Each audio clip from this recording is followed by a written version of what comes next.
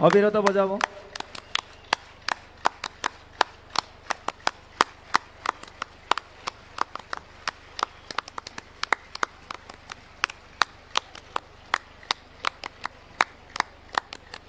Stop.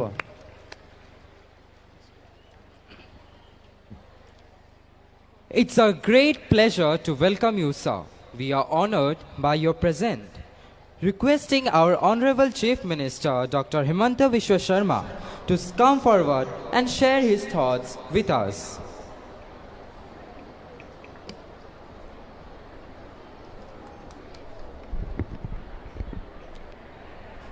আজিৰ এই সুন্দৰ অনুষ্ঠানত আমাৰ মাজত উপস্থিত থাকি আমাৰ ছাত্ৰ ছাত্ৰীসকলক আশীৰ্বাদ কৰা ৰাষ্ট্ৰীয় স্বয়ংসেৱক সংঘৰ সহ কাৰ্যবাহ ডক্টৰ কৃষ্ণগোপাল ডাঙৰীয়া, অৰুণাচল প্ৰদেশৰ শিক্ষামন্ত্ৰী শ্ৰী পাছাং দৰ্জী সোনা ডাঙৰীয়া, অসম চৰকাৰৰ মন্ত্ৰী নন্দিতা গাৰ্লুচা ডাঙৰীয়া, বিদ্যাভাৰতীৰ সৰ্বভাৰতীয় যুটীয়া সাংগঠনিক সম্পাদক অতীন্দ্ৰ শৰ্মাজী, সাংগঠনিক সমিতিৰ সভাপতি lieutenant general retired Shri R.P. Kalita ডাঙৰীয়া, প্ৰফেচাৰ গংগা প্ৰসাদ প্ৰসাইন ডাঙৰীয়া, পদ্মভূষণ সন্মানেৰে সন্মানিত আমাৰ সকলোৰে শ্ৰদ্ধা যতীন গোস্বামী ডাঙৰীয়া, ডক্টৰ শংকৰ ৰায় ডাঙৰীয়া,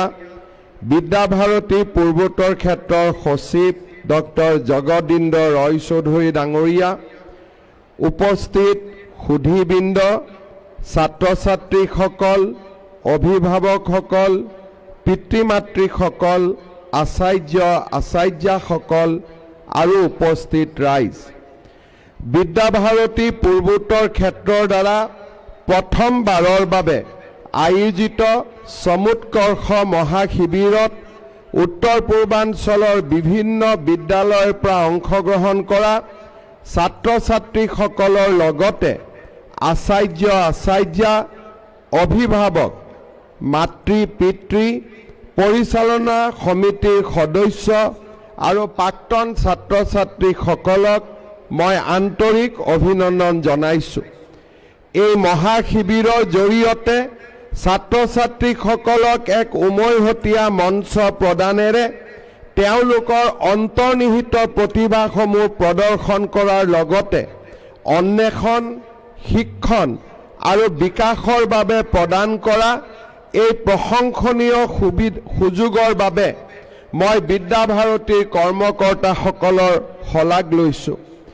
বিগত কেইবা দশক ধৰি ভাৰতীয় শিক্ষা ব্যৱস্থাত এক অগ্ৰণী ভূমিকা পালন কৰি অহা বিদ্যাভাৰতী এনে এক শিক্ষানুষ্ঠান য'ত প্ৰদান কৰা অভিজ্ঞতা ভিত্তিক আৰু অৰ্থপূৰ্ণ শিক্ষাই মানৱ সম্পদৰ উৎকৰ্ষ সাধনত গুৰুত্বপূৰ্ণ অৱদান যোগাই আহিছে।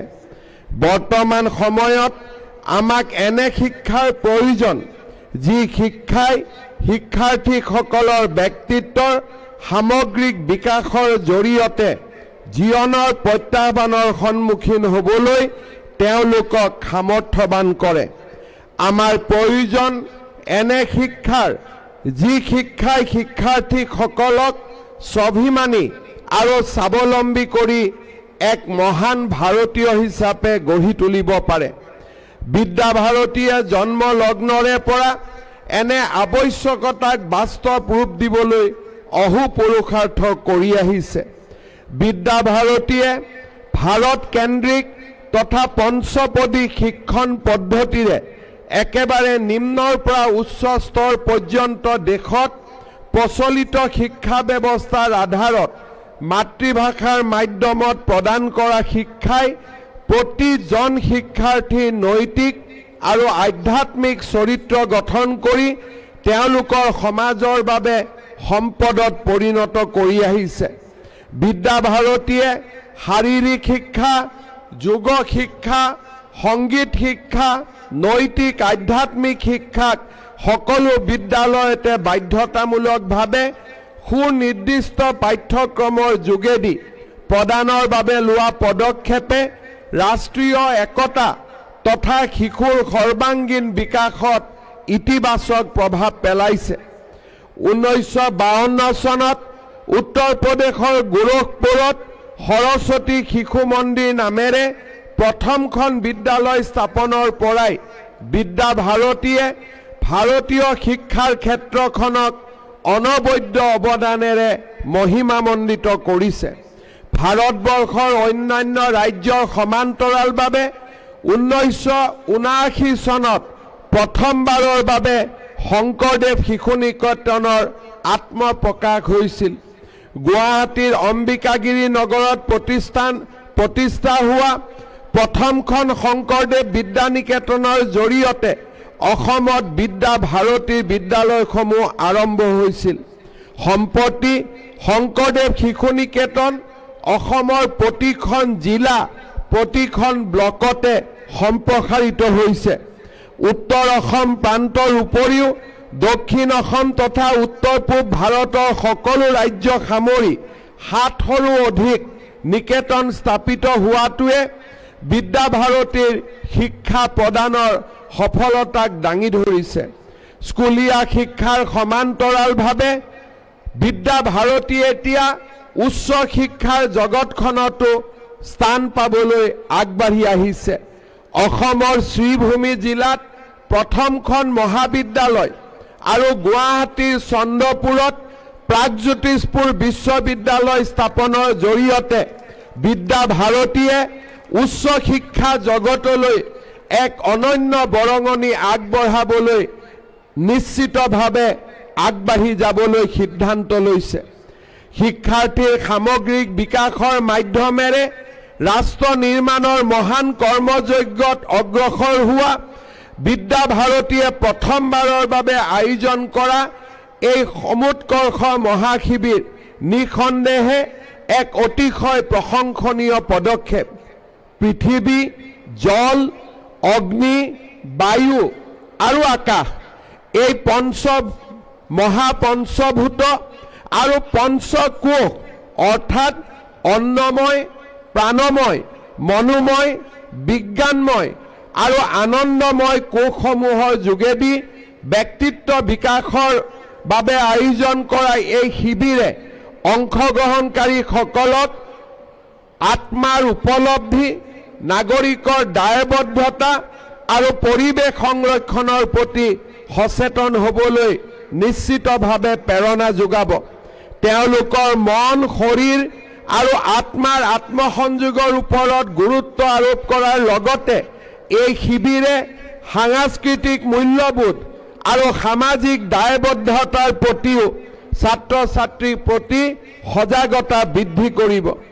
বিদ্যা ভাৰতীৰ অভিনৱ শিক্ষণ পদ্ধতি পঞ্চপদী ব্যৱস্থাৰে শিক্ষা গ্ৰহণ কৰা শিক্ষাৰ্থীসকলৰ এই সমুৎকৰ্ষ মহাশিবিৰৰ যোগেদি শাৰীৰিক কাৰ্যকলাপ, সংগীত, যোগাসন আৰু আধ্যাত্মিক শিক্ষাৰ কাৰ্যক্ৰমে আত্মবীক্ষণ আৰু সবলীকৰণত অনুঘটক ৰূপে কাম কৰিব।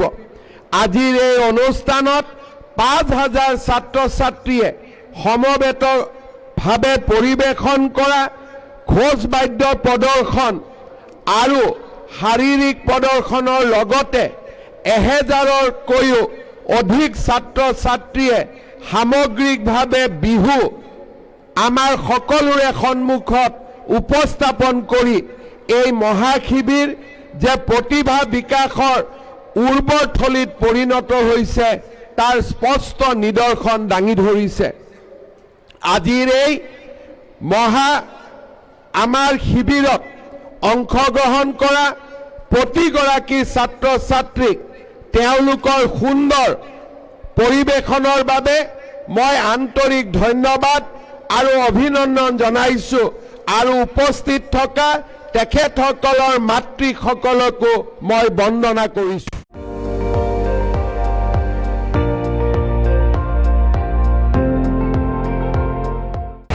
আপুনি চাই আছে ND24 সৰ্বশ্ৰেষ্ঠ নহয় সৰ্বোত্তমৰ দৌৰ।